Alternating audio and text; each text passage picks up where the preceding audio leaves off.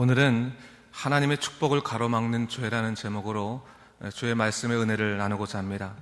오늘 본문의 말씀은 이스라엘 백성들이 강력한 여리고성을 함락한 후에 오히려 그보다 작고 보잘것없었던 아이 성과의 전투에서 패배한 상황을 그리고 있습니다. 성경은 그들이 패배한 이유에 대해서 그들의 죄 때문이다라고 이야기하고 있습니다. 우선적으로 우리가 1절 말씀을 다시 한번 우리 읽도록 하겠습니다. 함께 읽겠습니다. 이스라엘 자손들이 온전히 바친 물건으로 말미암아 범죄하였으니 이는 유다 지파 세라의 증손 삽디의 손자 갈미의 아들 아간이 온전히 바친 물건을 가졌습니다. 여호와께서 이스라엘 자손들에게 진노하시니라 했어요.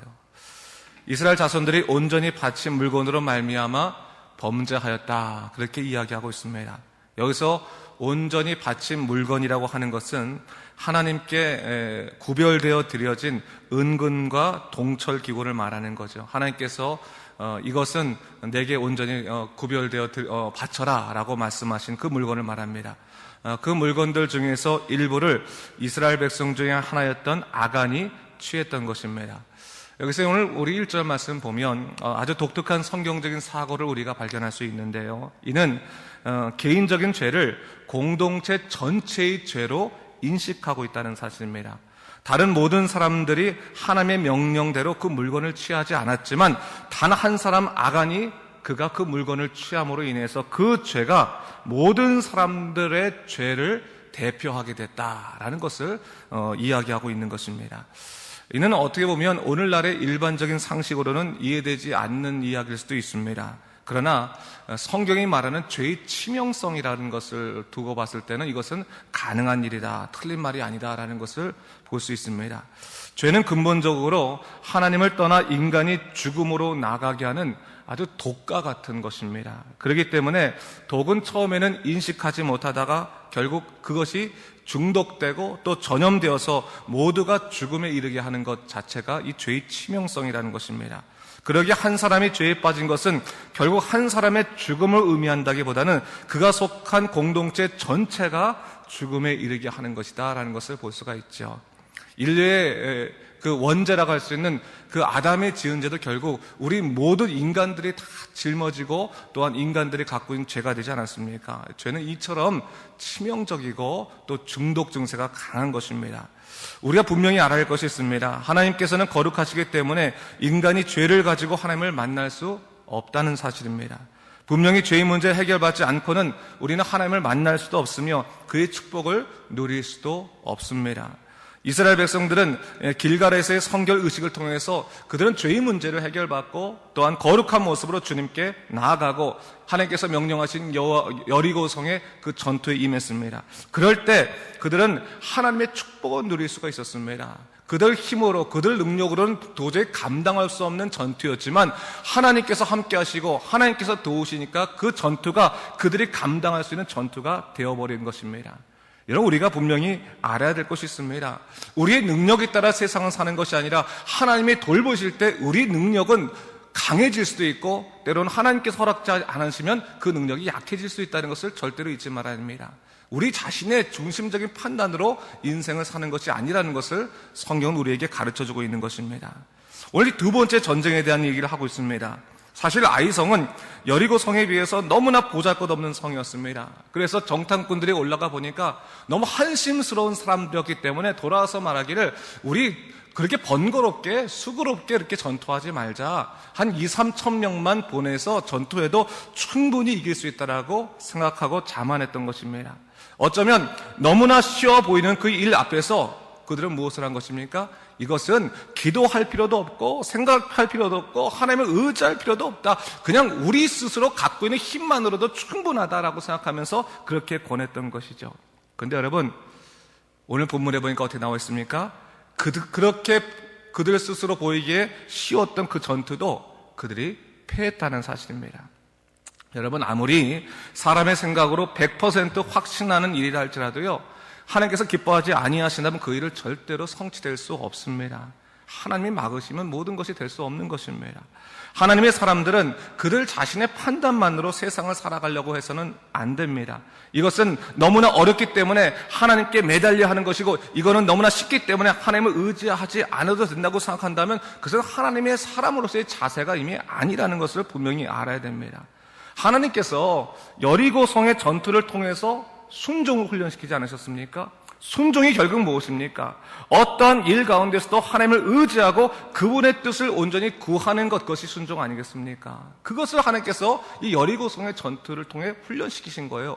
감당할 수 없는 일에만 하나님께 매달리고 감당할 수 있는 일은 매달리지 말라는 게 아니라 어떠한 일이라도 하나님께 매달리고 하나님께 의지하고 하나님의 힘으로 나아가라고 말씀하시는 것, 이것이 하나님께서 우리에게 이 세상을 살아가는 방법이라고 알려주시는 것입니다. 오늘 본문 3절 이후에 볼 수 있지만 그들은 너무나 쉬워 보이는 이 전투에서 하나님께 묻지 않았습니다.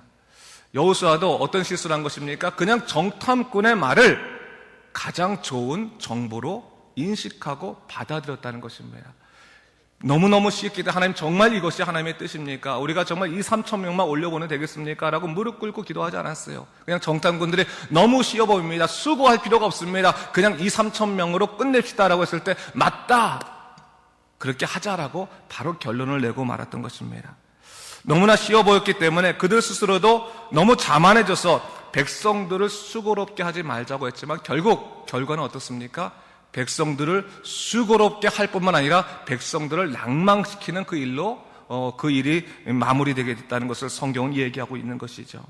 여러분, 오늘 본문 5절을 보니까 이스라엘 백성들이 전쟁에 패하자 그들의 마음이 녹아서 물같이 됐다라고 얘기하고 있습니다. 물같이 됐다. 완전히 무너져 내린 거죠. 바로 직전까지 사기가 충만했던 거예요. 여리고성 전투까지 이겼으니까 얼마나 사기가 충만했겠습니까? 얼마나 자신감에 충만했겠습니까? 근데 그 자신감이 아이성 전투를 딱 맞이하자마자 어떻게 해요? 완전히 그 전쟁에 패하자마자 물처럼 녹아버렸다라고 하는 거죠. 여러분, 사람의 마음이라는 게 바로 이런 겁니다. 우리 내면 세계가 나는 강하다, 나는 모든 것을 할 수 있다, 자신만만해하고 나는 어떤 어려움도 이겨낼 수 있는 그러한 성격적인 견고함을 갖고 있다라고 자신만만해 한다 할지라도요, 사람은 이렇게 순식간에 그의 마음이 물처럼 녹아내릴 수 있는 연약한 존재라는 것을 성경은 얘기하고 있는 거예요. 우리 스스로에 대해서 너무 자신만만해 할 것 없습니다. 우리 스스로 우리가 자신만만해 할수록 우리가 이 무너져 내릴 때는 그 낭망의 정도는 더 큰 것입니다. 오늘 바로 그것을 얘기하고 있죠. 그들이 어느 순간에 그들의 자신만만함이 사라지고 순식간에 겁쟁이가 될 뿐만 아니라 낭망하는 자가 되어버리고 만 것이죠. 자, 인간의 실체가 이렇습니다. 인간은 조금만 모든 일이 잘 되면 내가 잘나서 그런 줄 알고 정말 아주 기고만장해지다가도 조금만 어려움이 일어나면 모든 것이 끝장난 것처럼 근심하고 낭망하고 절망하는 사람들 아니겠습니까? 그것이 인간의 존재예요. 근데 오늘 보면 6절을 보니까 그들이 이 전쟁에서 패하고 난 다음에 모든 것이 끝난 것이 아니라는 것을 보여주는데, 이것도 하나님께서 이루신 일이라는 것을 성경은 드러내는 한 가지 사건이 있습니다. 그것이 뭡니까? 여호수아와 장로들이 옷을 찢고 자복하며 하나님의 궤 앞에 엎드린 것입니다. 그들의 한계 앞에서, 그들의 보잘것없는 이 현실 앞에서 그들이 하나님 앞에 하나님을 떠나서 아무것도 아니라는 것을 고백하면서 납작 엎드릴 수밖에 없었다고 하는 것이죠. 근데 그것이 그들의 희망의 시작이죠. 사실은 여호수아가 어떻게 기도했습니까? 겉으로는 하나님을 원망하는 것처럼 하는 그 기도를 했죠. 하나님, 어찌하여 우리 요단을 건너서 이렇게 만드셨습니까? 라고 하지만 사실 그건 원망의 기도라기보다는 뭡니까? 궁극적으로는 하나님의 영광을 드러내지 못한 채 우리가 패해버리고 말았습니다 라고 하는, 어떻게 보면 탄식의 기도라고 볼 수가 있는 것입니다. 근데 그때 하나님께서 여호수아에게 이런 말씀을 하십니다. 본문 10절 이하를 보니까 하나님께서 오히려 여호수아에게 반문하시죠. 네가 지금 왜 슬퍼하고 통곡하냐라고 하는 거예요. 이 말이 무엇입니까? 네가 정말로 전쟁에 진 패인을 모르느냐라는 것을 묻는 거예요. 너가 진짜 이상을 구별하지 못하느냐라고 말하는 거죠.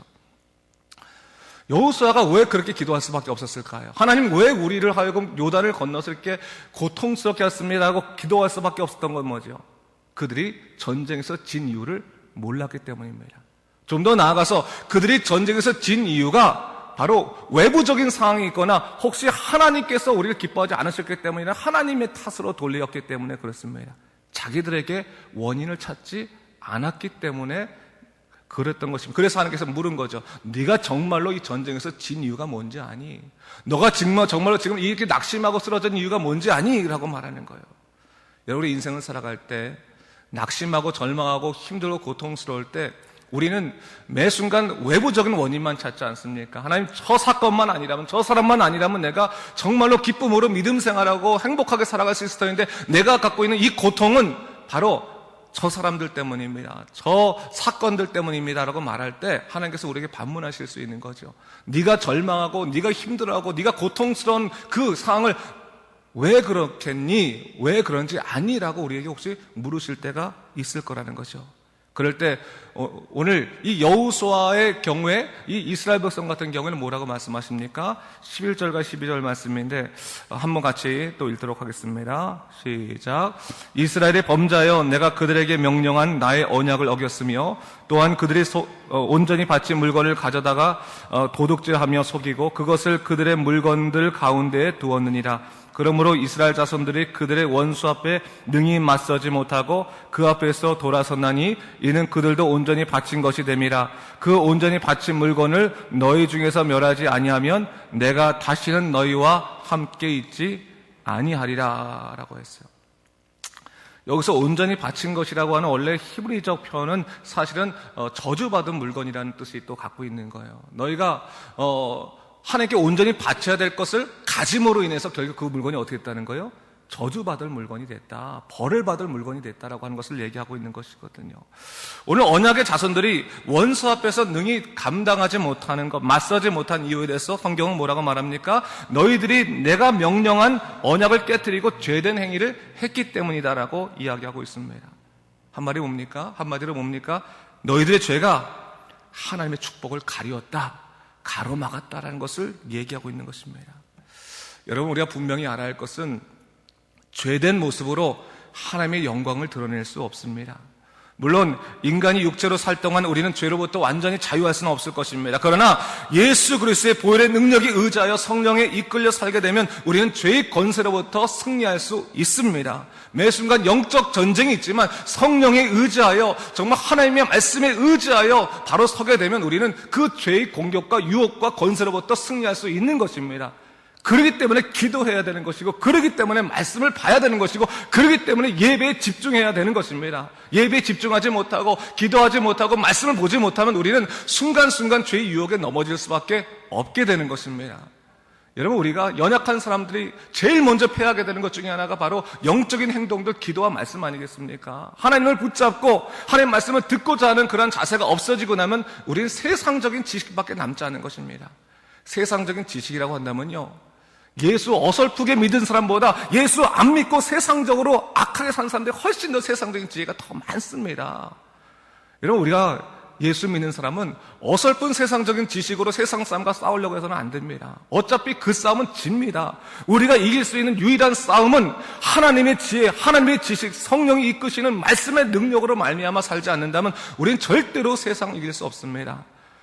중요한 것은 하나님을 의지하면 하나님이 지혜를 주신다는 겁니다. 하나님이 축복 주시고 능력 주시고 여리고성처럼 감당할 수 없는 전투 앞에서도 하나님의 말씀으로 말미암아 하나님이 하셨습니다라고 하는 놀라운 역사를 일으키심을 여러분 믿으시기 바랍니다. 그것이 우리 마음속에 소원으로 자리 잡아야 되는 것입니다. 오늘 분명히 성경이 얘기해주고 있는 것이죠. 하나님의 축복이 우리 안에 있다고 하는 것이죠. 보세요, 여러분. 아이성도 분명히 하나님이 계획한 그 길 가운데 있었던 거예요. 길갈에서의 사건, 여리고성의 사건, 아이성의 사건, 하나님이 계획하신 길 가운데 있었습니다. 아이성의 승리, 하나님이 이미 주신 약속하신 승리였습니다. 그러나 그 승리를 잠시나마 가로막았던 것은 뭡니까? 그들의 죄였습니다. 그런데 그들이 그 죄를 청산하자 어떻게 됐습니까? 그들이 자복하고 회개하고 죄를 쓰고 하나님, 저희는 연약합니다, 하나님 전부 되십니다 라고 고백하게 되었을 때 어떻게 됐습니까? 그들이 죄를 청산하고 나자 다시금 그들은 승리의 길, 축복의 길이 열렸다는 것을 성경은 우리에게 분명히 가르치고 있는 것입니다. 오늘 본문을 보니까요, 아간이 전투에 진 이유를 본인이 알았겠죠. 근데 그가 회개하지 못했어요. 아마 두려워서, 혹은 내가 정말 한 거 밝혀질까? 아무도 못 봤는데 라고 하면서 그렇게 회개하지 않았던 것 같아요. 그가 회개했으면 아마 좀 달랐을지도 몰라요. 근데 회개하지 않았어요. 하나님께서 어떻게 하십니까?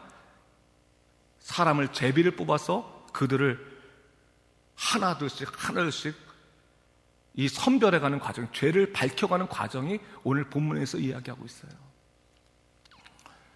사건을 묻는 게 아니라 누구한테, 야, 혹시 누가 물건 훔친 사람 있으면 나와봐라. 나와서 나에게 정보를 줘라. 여호수아가 그렇게 하고 정보를 찾아서 수사를 해가지고, 조사를 해가지고 죄를 밝힌 것이 아니라 하나님이 영적인 권능으로 하나둘씩 좁혀가면서 죄인을 밝히시는 것을 볼 수 있어요. 이것이 무엇을 의미할까요? 하나님의 공동체에는 죄가 절대로 감춰지지 않는다는 것입니다. 왜 그렇습니까? 하나님이 보시기 때문에 그렇습니다. 하나님이 치리하시는 것이 신앙 공동체입니다. 세상은 법률로 또한 수사와 조사로 죄인을 밝히는 것이지만 하나님의 공동체는 하나님이 성령으로 영으로 밝히시는 것이 바로 이 믿음의 공동체, 신앙 공동체라는 얘기하는 거죠. 다른 말로 하면 뭡니까? 죄를 짓고 나서 회개치 않으면 반드시 용서받지 못한다는 것을 얘기하고 있는 것이죠. 죄를 가지고 하나님의 영광을 드러낼 수 없을 뿐만 아니라 하나님의 축복을 받을 수 없다는 것을 분명히 우리에게 가르쳐주고 있는 것입니다. 여러분, 삶에 여러 가지 일이 있을 때 회개하고 자복하는 것은 하나님의 은혜를 누리는 길 중에 하나입니다. 하나님께 자복하고 하나님 내 죄를 사함을 받고자 예수 그리스도의 십자가의 보혈을 붙잡는 것은 우리가 하나님의 축복을 누리는 오늘의 길입니다. 여러분, 축복을 뒤로 미룰 이유가 전혀 없습니다. 여러분, 전 그 생각이 들어요. 하나님이 우리에게 축복을 주시되 하늘나라의 축복, 예수 그리스도를 믿음으로 말미암아 십자가의 은혜를 주신 축복을 이미 우리에게 약속하셨다면 오늘 삶 속에서도 하나님께 축복을 줄 것인데 그 축복을 미룰 이유가 하나도 없습니다. 축복을 미루는 것은 단 하나예요. 뭡니까? 내 고집으로 내 죄를 스스로가 내 것이라고 여기고 있으면 그것은 축복을 뒤로 미루는 것이고 가로막는 일입니다. 하나님께 기도하십시오. 하나님, 혹시 내가 인식하지 못하는 죄가 있습니까? 내가 깨닫지 못하는 죄가 있습니까? 그 죄조차도 하나님께 다 내놓고 기도합니다. 성령께서 이 죄를 고백하게 하시고 자백하게 하셔서 우리로 하여금 거룩한 모습으로 하나님께 나아갈 수 있도록 인도하여 주시옵소서라고 기도한다면 하나님께서 기도를 통해서 죄를 토해내게 하실 것입니다. 벗어나게 하실 것입니다. 그러므로 말미암아 자유롭고 기쁜 마음으로 하나님의 축복을 누리게 하실 것입니다. 여러분, 세상을 어설프게 살아가는 것은 우리 그리스도인들이 할 일이 아닙니다. 세상을 견고하고 담대하게 살아가는 것이 우리 그리스도인이 할 일입니다. 그렇다면 세상의 지식을 따라가는 것이 아니라 오직 하나님의 지혜와 은혜를 따라갈 것입니다. 그 놀라신 능력 가운데 살아가는 여러분 되시기를 주님의 이름으로 축원합니다. 기도하겠습니다.